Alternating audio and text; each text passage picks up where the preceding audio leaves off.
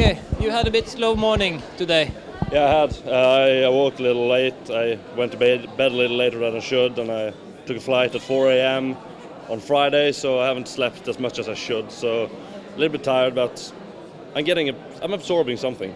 But some of the things I heard today, I've already heard so much before in other conferences. So, but yeah, it's very inspiring. The speakers there and people holding. The speakers here are very academic and well-read people. Really, really good. I'm very proud to be a part of it.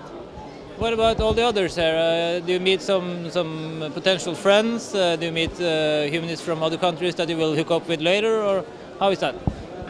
I met just now outside. I spoke to a British ex-Muslim who's a member of the Council for Ex-Muslims in Britain. I've never heard of it, and I really liked his point. Me and him we discussed some points we had about Islam, and because we were talking to the people outside in the stand on Islamnet, and he really talks all the time. You can't get a point through. So I had to talk to him instead and get my point through to him, and he was very agreeable with me, even though we haven't met before, and he's from another country. All my points I've made up myself, so I see, but we still agreed on all the same things. I really like. There's a lot of nice people. How is that to discover that you have made up your own opinions, and then you meet someone else who have done the same, and you have the same opinions? How does it feel? That's probably the best part.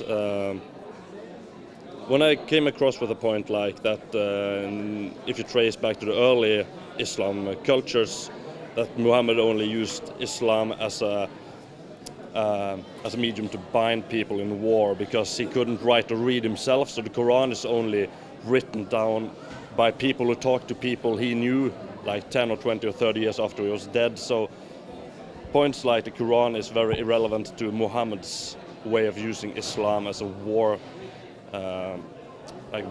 pushing.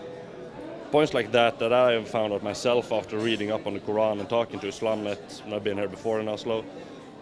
It's really nice to hear that people who came from that background broke out and now is a member of a council for ex-Muslims have the same points as me being not a Muslim, and have relatively little to do with Islam.